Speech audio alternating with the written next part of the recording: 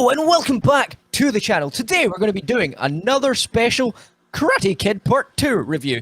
And today, our returning special guest, the All Valley. Hey, you guys for having me. Not a problem, man. So, as you can see, we're sort of going through all of the Karate Kids. Maybe not. You shall have to stay tuned and see. But anyway, let's get straight into this. So we decided we'd do Karate Kid Part 2, and I'm not going to lie, I love doing this. It was really fun rewatching this, because I hadn't rewatched it in quite some time, actually. And a lot of stuff stuck out, and a lot of things that in Cobra Kai, funnily enough, appeared in a lot in this Part 2, so it'll be fun to talk about stuff like that as well. So what about you, All Valley? Were you excited about redoing Part 2? Yeah, I haven't watched Part 2 in a while, so when I rewatched it, it just, I don't know, I don't know, I think I enjoyed it more than I did, and I already loved Part 2, like, a lot, like, I loved Karate Kid Part 2, but when I rewatched it again, I don't know, I just liked it even more than I did before, so, maybe because I haven't watched it in a while or something, but I like Part 2 a lot. Exactly what you're saying. I felt the exact same. For some strange reason, this time around, I was like, I don't know why, but I'm really enjoying this a lot more. Like, even the storyline was a bit more, like, hit me more in the feels. Like, when I first watched it as a kid, I was like, oh, I'm liking it. So, without further ado, we can go into the first scenes of the movie. But as if you know Karate Kid Part 2, the first part of this movie is just basically a rehash of Part 1, which is good for those who didn't get the chance to see Part 1, so they know at least where they're going. And I think more movies should do that, if I'm to be honest, where they might not have to do like the whole movie, but do like what this movie did, where if they've not seen the first part, have a little rehash of the story for those who might have just went and saw Part 2 because a friend asked them, and so it means that they're up to speed. Because one of the issues with movies nowadays is what, you know, especially with Marvel movies or that, you could go and see one of them and you don't know anything because you've had to have watched like 7 or 8 more before then to understand the whole entire context. So what about you? What did you think that was quite cool as well? Yeah, I thought it was cool, a little recap, because for a person who hasn't seen, I mean, I clearly seen all of the Karate Kid movies multiple times, but for a person who hasn't seen it, I think that's not that bad. Me personally, I just kind of skip over it. Yeah. I usually skip over that part because I know what happens already. But like for a person who hasn't seen Part 1 or hasn't seen Part 1 in a while, that's a good little recap of what happens. But for a person like me, I usually just skip it. Yeah, that's fair enough. I think a lot of people would be in the same boat, to be honest. Because for me, like, I liked it because of, like, it's not really done nowadays. Like, I remember old shows used to do that, where it was a recap at the beginning and then goes into the episode. And I think it's better for the people that aren't there. Where some shows now they don't do that, they just expect you to have seen like the first movie or the first part episode or whatnot. So there's a positive about it. Yeah, there's a positive and there's also a negative, especially if you're a big fan like us and you've seen these movies umpteen times growing up, and then again as an adult, you know, you're sitting there like, oh God, here we go again. But you know, it's good. Obviously, the funny thing about this movie for me especially is when it finally transitions from, you know, the flashback. You see Daniel in the shower, you know, he's doing a scrub-a-dub-dub, and, you know, it's quite weird because I noticed that those showers were filled with guys and he was clearly naked. So, like, you know, I know you get communal showers and all that sort of stuff, but still, quite a bit weird. But one thing I also do find funny is in this movie, you can totally tell Ralph Macchio had a growth spurt because all of a sudden he's like twice the height of Mr. Miyagi. And the funny part is, though, he was in his early 20s when he done the first Karate Kid part. So he was still growing in his 20s, which is very rare, especially with men. So I thought that was quite cool. And then, obviously, you get the back and forth with Mr. Miyagi and Daniel. And obviously, he's like, when do we start my karate tournament? And he's like, my karate career. And he's like, I've got an idea. And he's like, oh, yeah, what is it? And he's like, early retirement. So what about you, All Valley? What was your, like, one of your favorite parts of that scene? I'm just happy that was the opening of the movie, because if you don't know, the original ending for the first one was that scene. So I'm actually really happy that this was the opening, because again, it also gives a recap to what happens in the last movie, which is a really good thing. And it just sees, okay, where is Daniel going from here? And so I really like that. I think that was a really good opener for it, not just for the movie, but yeah. No, I agree. That's what I found funny, though, is because that's what makes it so funny when you see how tall Ralph got, because, like, it's only supposed to be, like, right after the first one, but he's considerably taller. I didn't notice that. I didn't notice that, though. I noticed it when I first watched it as a kid as well, because, like, he is a bit taller than Mr. Miyagi in the first one, but I think he had a bit more of a growth spurt during that one, because, like, if, like, if you saw more of Johnny, I genuinely believe he'd be closer in heights with Johnny now, because like even in the Cobra Kai, he's not far off of Johnny's height now. But in the first one, he's considerably quite smaller compared to Johnny. I didn't know. I never noticed that when I was Yeah, watching it. fair it is, fair it is. But then we go on to the one of the most memorable scenes from this movie, which is Kreese is going off the rails because Johnny got number 2, which is quite ironic because I don't even know if that was William Zabka, because they didn't show you his face all too well, did they? No, it was William. It was William Zabka. I said in the credits. Yeah, it's just that you could barely see his face, because I noticed that they done a lot of side shots for him. Like you saw his face like properly for like maybe like a second when he had him in the chokehold. Mr. Miyagi's like, let him go. Yeah. But it was William Zabka though, because I saw the credits and he was like one of the first people that popped up as. Well, maybe it's just because that's his long-haired face, because his hair was considerably longer in that scene. If you noticed that as well, like his hair was a lot longer than it was in the original movie. So I noticed that. To be honest, I noticed it. But so obviously Mr. Miyagi's like, let him go, and then obviously Kreese is like, oh, look at this little badass, like leave me alone, or I'm going to like do something bad to him, or it's going to be you.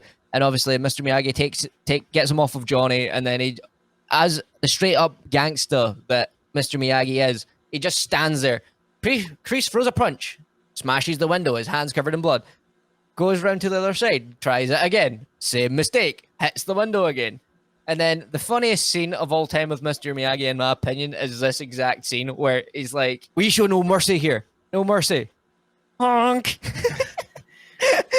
I always found that scene really hilarious, and I always really liked it because that it shows Mr. Miyagi had a funny side, which you don't get to see often. Like you see parts of it throughout the entire series, but this was when it was like on full display, in my opinion. So, what about you? What was your sort of like take on this scene as well? When I remember when the first time watching this movie, when I saw the honk scene, I thought that was hilarious, and I really liked that scene. And I just like the type of like, oh, it's like Miyagi's just like, yeah, he knows that like Johnny bullied Daniel, but he still protects Johnny from police, and I really like that. Yeah, that was like really cool. And when you mentioned Miyagi's like funny side, you see a lot of it in this movie, and I didn't realize it till now that you see like a lot of like Miyagi's like funny side. Oh yeah, definitely. And I was surprised. You see it in the next movie as well too. Yeah, I was surprised at how much more like funnier they made him, because obviously there, especially in this movie, there's a lot of hard hitting stuff going into further into the review and stuff. There's a lot of like, oh damn, that's quite a serious topic and stuff. But then you get to see the love fun side of Mr. Miyagi as well, which I quite liked. And then obviously it cuts to like 8 months later, I think it is, or 6 months. Later. 6. Yeah, 6 or 8. It was 6, yeah. And Daniels came back, his car's all mucked up, and him and Ali have broken up, and he's going off the rails. And obviously Mr. Miyagi's like, I've got something for you to do. And he's like, well, what is it with you? And every time I've got an issue going on, why do you always make me work? Which is very true if you think about it. In all these Karate Kid movies, anytime Daniel goes for something, he always has to make him work. So, but obviously he teaches him the breathing technique, and obviously it calms Daniel down, and he's learning what he teaches Robbie in season 1 about how to hit the nail right into the board. And it's quite funny because he doesn't know what's going on yet, because obviously he's under the impression he's going to Fresno with his mother, which he is definitely not wanting to do because he's a teenager. Of course, he doesn't want to go on a holiday with his mother, even if it is for something that could benefit him. Of course, he doesn't. He wants to stay here because all of his friends are here, and you know, kind of ironic because his ex is there. So technically speaking, I think you would want to get away, especially if you had not long broke up with them. But hey, is what it is. Everybody has their own take. What about you? What was one of your like favorite parts about this scene? My favorite parts about that scene is when, I don't know, can we talk about the next scene where he gives like the medal and stuff like that? Oh yeah, of course. Okay, yeah. So I like that scene, like, cause like, I don't know, I like that scene, like Mr. Miyagi, when Daniel gives when Daniel gives Mr. Miyagi the medal, and it's just this, and Daniel says like, oh, like, shows you're brave, and he's like, no, this shows you're brave, or pointed here, or this shows you're brave. Yeah, this shows you're brave. This means you got lucky, and I'm like, wow, that's a line right there. I like that a lot. Yeah, and he's not wrong. Like that's the thing. Like a Medal of Honor is for someone who survived war at his first living. Yeah, yeah. So and it's not wrong. Yeah, and then one of the scenes I don't know why I always found this so funny was when the mailman came in to give Mr. Miyagi the letter. He says, "Mr. Miyagi." Daniel's face looked like he was about to whip him and say, "It's Miyagi." Like the way that Daniel says it to the mailman, and it's like confronts him about, "It's Miyagi." Like yeah, I thought that was funny because it looked like he was about to slap him or something. Oh no, it's totally true. And then obviously he's like, "Oh man, do you like offer admissions into here? Man, would love this stuff." And he's like, "Oh, okay, maybe some other time," because Mr. Miyagi's obviously clearly reading this letter Yeah. that states, unfortunately, that his dad is passing. And obviously, when it comes to that, it's a very heavy topic. But obviously, this is just after Daniel's finding out that he's going to be staying with Mr. Miyagi during the summer instead of going abroad. And then obviously he's like, "Oh, well, obviously I understand. You can go and obviously see your dad." And obviously what ends up happening is Mr. Miyagi's in his bedroom. He's looking at the picture of Yuri, his one and only true love. And Daniel comes back and he's about to say something, but sees what's going on and then respectfully leaves. And then I think that was a beautiful scene because of that, because Daniel clearly wanted to be like, "Why don't I come with you in that moment?" But he knew Mr. Miyagi was dealing with a lot of emotional weight at that point, and I think it was a really good way of him going, "I understand, I'll wait until the time's appropriate," which a lot of people need to learn how to do, by the way. Just putting that out there. Anyway, what about you, O'Valley? What about that? I like that scene too because it also shows the father relationship more, or Mhm. father-son relationship more with Daniel Miyagi in this movie. It showed a little bit. It showed some of it, or not some, but it showed like a lot of it last movie. Mhm. But this one, you really see it, Yeah. and this like it's still like growing, and like you still see how Daniel cares for Mr. Miyagi, and I really like that scene a lot. So Oh, yeah, definitely. So then obviously we get to see Mr. Miyagi waiting for a taxi to the airport, and you can see that he's waiting on Daniel. You can tell he's waiting on Daniel, but he's not going to say it because the taxi driver's like, "You're pushing it quite close, aren't you?" And he's not just saying anything, and then he's like, "Airport." And then obviously we get the airport scene, which I loved because it was such a special scene. So Mr. Miyagi is just about to board the plane, and here comes Daniel running up, and he's like, "I was able to. My mum said I could come if you will let me come." And he's like, "Daniel, how did you afford it? Ticket is expensive." And he goes, "I spent all my college money." And he's like, "Education is important." And then Daniel hits it with one of the best lines: "You're more important to me than my education. I want to do this for you." And you can see how touched Mr. Miyagi is. And I loved it because it shows you that even more of the father-son bond. Like, this is the movie that it shows you how strong it is. And it's funny because the woman's like, "You're not getting on this plane." And then Mr. Miyagi's like, hold up the phone. No, hen. He's getting on this plane. So what about you? What was your sort of like I opinion? I'm gonna say this a lot, but I like that scene too. You know, I like the way that Daniel just comes in. Like Daniel sees Miyagi as a father. He sees Miyagi as family, so he's gonna put Miyagi first over anything else that's going on in his life. He's gonna put Miyagi first because Miyagi helped him so much, and and like he says, he wants to return the favor, just helping him, being there with him during all his trouble, like how Miyagi was for Dan during all Daniel's trouble. Exactly, and that's one of the things that I loved about this movie is that they focused a lot more on the family, like the father-son dynamic between Mr. Miyagi and Daniel. So then going from there, they arrive to the airport, and here comes everybody's favorite bad guy turned good guy, Chosen. So obviously he's like, "Mr. Miyagi." Mr. Miyagi's like, "Wait, there's a car," because he was under the impression he'd be getting a taxi. But obviously, then when they get in the car, Mr. Miyagi is like, "Oh, whoa, whoa, wait a minute, where are we going?" And like, this is not the way to Okinawa. And then dun dun dun, they turn into a dodgy place where if you were in an American movie, I know it's an American movie technically, but if it was an American gangster movie, you'd be dead. But because obviously it's Karate Kid, they can't do that. Mr. Sato walks in and he's like, "Mr. Miyagi, you're a coward," and starts accusing him of all this stuff because obviously his best friend was arranged to marry, Mr. Miyagi's like lover boo. And obviously Mr. Miyagi fell in love with her and they claimed that they were going to get married. And, he got portrayed and all the honor stuff that comes from that culture.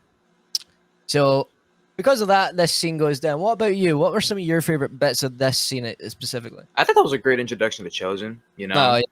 We see number one his background. He's pretty wealthy, so we see that because he has like a limo and like nice clothing, and I think it's a great introduction to Sato, to knowing how Chosen and Sato related, how it all ties into the Miyagi family. I thought that was really good as well, and yeah, I think it sets the tone for later on because like it's like a dark place, and then it sets the tone later on with like the storm later on, and then like the fight at the end, like it just sets up like the darker tone in the movie. So I think that was a really good scene. Yeah, me too. And then obviously after he's like, "You can go see your father," because of out of respect of him also being his teacher. we get to Okinawa, and Okinawa is a cool ass place. I know they technically didn't film in Okinawa, I don't think, or if they did, we're not quite sure. This movie they filmed in Hawaii, but when season 3 was coming out, Cobra Kai, they actually filmed in Okinawa. Yeah, so well, there you go. And so basically, Mr. Miyagi's giving Daniel the lessons about the people there and stuff, and then dun dun dun, Yuri shows up because she's been taking care of the father. But obviously, before then, we get introduced to another character, Kimiko, and it's quite funny because you can see right off the bat she's like, "Oh, who's this American white slice? Like, I want a bit of this guy." You know, like you could see it from the get go. You know, because she's just standing staring at Daniel, and he's just like, "Oh, hi there." And funnily enough, Daniel moves on quick. Let's just put that out there, my guy. Like. He's not long broke up with Ali, and all of a sudden he's now like, "Oh, I'm up for a wee bit of a different flavor, a different continental." So you see that, and I found that quite funny. And then obviously it gets to him seeing Yuri, he's seeing his dad, and obviously it's sad. His dad's clearly on the way to go bed, because I don't know if YouTube are okay with the other word that you can use for that. And obviously, yes, you see a beautiful scene where. You know, he's like, "Am I dreaming? Am I awake?" And it's like the exact quote is like, "If I'm awake, if I'm in heaven, no, wait, I can't." It's if I'm awake, don't wake me, or something like that. And I forgot the second part, but I know the first part. And if I'm dreaming, don't wake me, and if I'm awake, don't let me sleep. That's it, or along those lines. I think you got it. I was gonna look it up, but you got it. And so obviously. From then, my opinion on that scene is it's a really beautiful moment because you can clearly see that Mr. Miyagi's dad really missed him, and to the point where he's like, "Am I dreaming? I get to see my son again." Because obviously, Mr. Miyagi left Okinawa because of what happened between him and Yuri. It was seen as dishonorable, so he got on a boat and went to America. And we find in this scene, he's like, "How did you find out where I was?" And she's like, "I've always known." And it tugs on your heartstrings. You're like, "Damn, this is a loyal woman to the point where she even knew where Mr. Miyagi was when he didn't even tell her." And so, going on from then, it's the next day, and Daniel is obviously walking about, getting to know like the place, and Yuri starts talking to Daniel-san, and obviously they're having a nice wee conversation about Mr. Miyagi, and he's like, "I've heard a lot about you," and she's like, "I've heard a lot about you," and that Mr. Miyagi says he's really proud of you.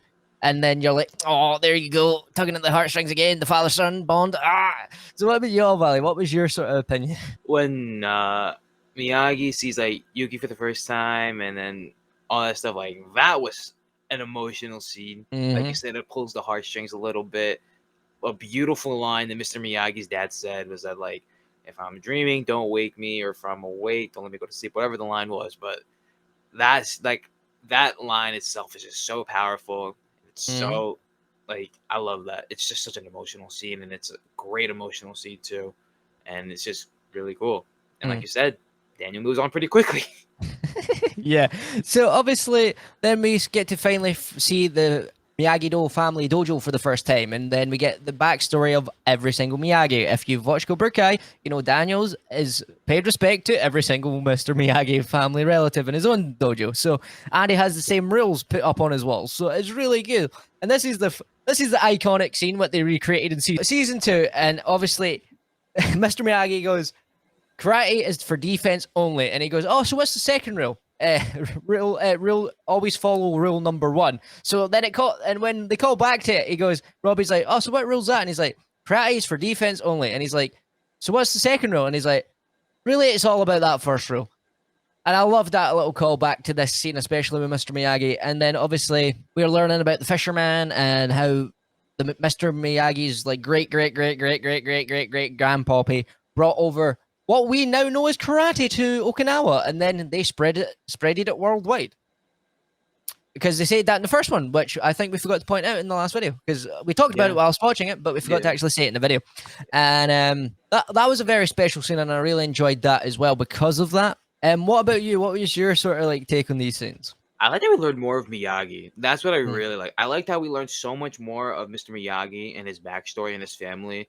Mhm. And it's just so cool to see, this movie. If Mr. Miyagi is like one of your favorite characters from the first movie, you would really love this one because we learned so much more of him, his family, his His culture. background, his culture, everything. And that's what I really do like about this movie. That it's Yeah. now like, although it still heavily focuses on Daniel, it also heavily focuses on Mr. Miyagi, and I love it so much. Yeah. So we learned so much more about it. And like you said, the callback to season 2 with Oh, the first learn rule number 1, like that scene, like I love that. yeah.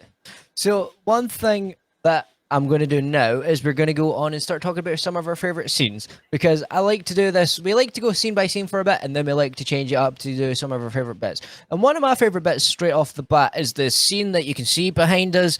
It's the betting scene, because Mr. Miyagi, I'm telling you, in another life, he was a straight up gangster. I'm telling you. Like, so Daniel walks into this bar place because he's like curious of what's going on, and they're doing a glass break, and the guy's like, oh, so you think you can do better than me? And then obviously the main man, the nice lovely chosen, walks in and goes, ha, you couldn't even break one. And so he tries to make a bet with Daniel's no having it, he wants to get out. And then Mr. Miyagi shows up and he goes, what, you betting? And he's like, I'll bet $600 for him to break all 6. And Daniel's like, dude, I thought you were going to get me out of this. And then obviously he's like, I can't match that money. And then Sato's like, I can. So they match the bet. And then so Daniel takes him aside. He's like, what are you doing? What? I thought you were going to get me out of this. And he's like, Daniel, I trust in you. And he's like, what? And so then we see the breathing technique once again. And Daniel goes whoosh, through all 6. And I love this scene specifically because Mr. Miyagi knew he was going to do that. So he knew he was just hustling his best friend and his best friend's nephew as well. And I was like, yo. And when it comes to when he goes to collect his money, and he's like, we do not honor like bet with coward. And then this Mr. Sato was like, hell nah, like give him his money. And Mr. Miyagi's like, thank you, Sato. And then just walks out. I'm like, what the hell? He's a straight up G. What about you, Olvali? Was this one of your favorite scenes? This was definitely one of my favorite scenes. I have a lot more with it. This one was definitely one of them because I just remember Daniel when the first guy was breaking it. He I think he broke like 2 of them, and Kumiko was like, I thought he's so strong, and Daniel's like, no, you got to be strong here, not here. And it's just so funny. It's like, what, big mouth? You can do better. And like the whole scene what you just explained happened, and it's just really great scene. And it calls back to a quote from the first movie, and it's just, or not the first one, the first like one of the first, and earlier in the movie, it's just really cool. Yeah. For me, another one of my favorite scenes is when you start to see Daniel having to learn this Kimiko dance, and he's like, I don't know what I'm doing, and all the wee girls are laughing at him like, you can't dance. I find that quite funny. So another quite impressive scene to me was the one that I know was your favorite scene from this movie. And that's when Mr. Miyagi sat and crying. His father's finally passed. He's really upset. And Daniel has a heart-to-heart saying, when my dad died, I thought I wasn't a good son. I thought I didn't do the best things for him. But I realized I had given him the best thing I could have given him in his entire life in that final moment, because I got to sit by his side, holding his hand and say goodbye. And then him and Mr. Miyagi are hugging. Pan the shot. Lovely, lovely scene all around. You all value. I'll let you explain why you love it as well. I love this scene. It's just a beautiful scene. The way it's shot, the coloring, everything about this scene is probably perfect for me. Because it's Daniel and Mr. Miyagi having a heart-to-heart situation where Daniel's pouring his heart out. I was like, when my father died, I feel like I could have listened. I thought all the ways I could have been a better son. I could have listened more. I could have done this better. I could have done this better. And just like this is the purpose why Daniel came to Okinawa, was to be there for Mr. Miyagi. And one of the, like you mentioned this before when we were watching it, when they were throwing the candles into the water, how Daniel was the second one, because Daniel's like Daniel's like the son to Mr. Miyagi, and just having that moment was beautiful. And then when they're like hugging and when Daniel has his arm around him like this, and they're like the camera zooms out, and you see the bonsai tree, you see the sun setting, the clouds, the water, and then it fades into a shadowy figure of both of them practicing karate, and I loved it. No, me too. Because you're right. Like, if you just don't know, and like, Mr. Miyagi's culture, normally the people that have known like the son and the people that have known him longer normally go first when it comes to letting go of whatever their actual specific things are. I don't know the actual term or name, so I'm not going to try and pretend I do, so I'm not going to say them. But you see that Daniel is the second one to go, and that is usually a representation of the grandson, because it goes the son is mourning the father, and then the grandson mourns the grandfather, and then the rest all follow suit. But the best of it is, even though Daniel didn't know Mr. Miyagi's dad as long as anybody else there, he was still the second one to do it. And it just pulls on your heartstrings, because it solidifies that, yes, Mr. Miyagi's son is Daniel. Yeah, I love that scene so much. And one of my other favorite scenes is near the end, or yeah, it's like near the end where the storm is happening. Yeah. And Sato changes his heart. Mm-hmm. And he saves the villagers and all those people, and it's just super cool to see how like the I guess character development, you can say, how much has changed and all that stuff. So I really like that too. I was the same, because I especially like the fact that he realizes Daniel is a man of honor, because even though it's not his village, he knows he could die. He's out there protecting and helping the villagers, and then he sees a little girl stuck up on the post, and we know who she is as well, because she came back for Cobra Kai. You see her, and he goes, "I'm gonna go get her," and then Sato's like to Chosen, "Go help him," and he's like, no, I won't. And then walks away, and you can see the shame and the embarrassment on Chosen. And then he then goes out and helps Daniel once he gets her down.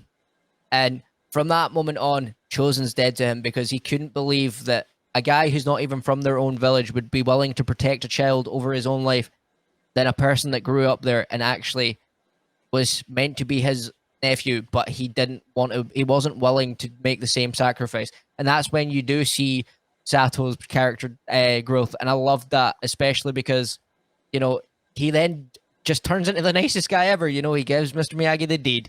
You know, he then lets Daniel and Kimiko hold the bond dance in the castle again, and he said it's forever now. Yeah, so they never destroyed it and stuff.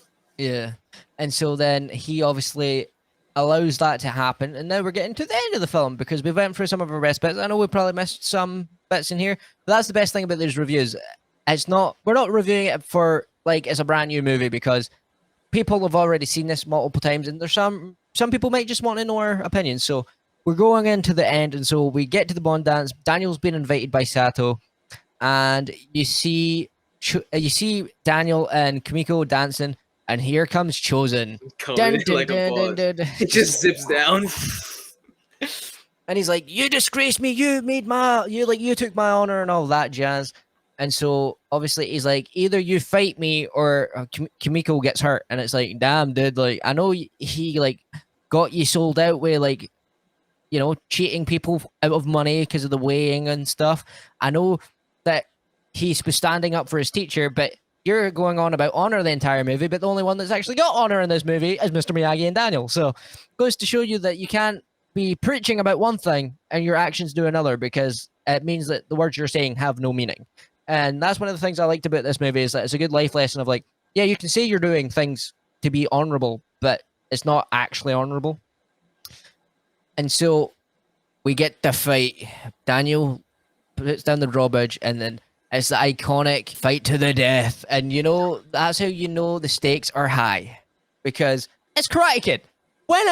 This is the first time they ever done this as well. And that's how you could tell it was going to be darker, because they had Mr. Sato like threatening Mr. Miyagi's life. You saw Daniel nearly die because Chosen was choking him out with a spear. You were like, the stakes are high. And this is how you do a great follow-up sequel. This is what a lot of sequels need to start doing. And another thing too is that like in like the beginning of the movie, when Daniel's like first day or like second day in Okinawa, Mr. Miyagi teaches him the drum technique. Which is like, oh, like me and Yuki used to have our first date here. And then like Daniel's like so curious, learning the drum technique. And then he finally learns it. And he uses that technique to be Chosen at the end. And I love it so much.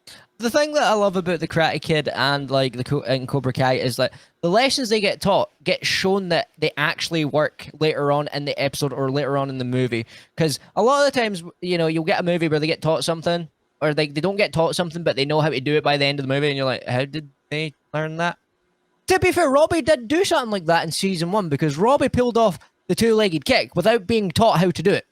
They just saw Daniel do it, and that's it. He saw Daniel do it. He accidentally done it because he fell off a skateboard. Well, no, he technically did learn or train to do it because, like you said, he was on his skateboard and he was like balancing it, so he was like learning it and stuff like that. Yeah. So true, very true.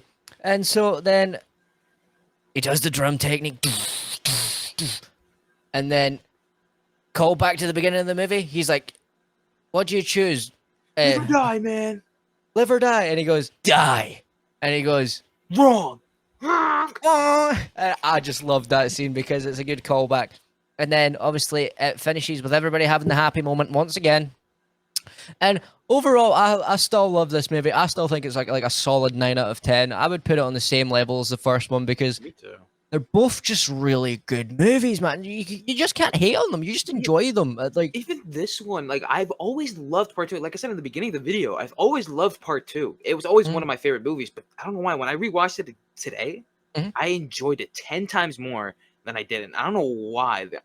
And it went by really fast too. Oh, I don't know yeah. because I was so invested in the movie or something like that. But this movie is really good. If you haven't watched it in a while, go watch it again because it is really good.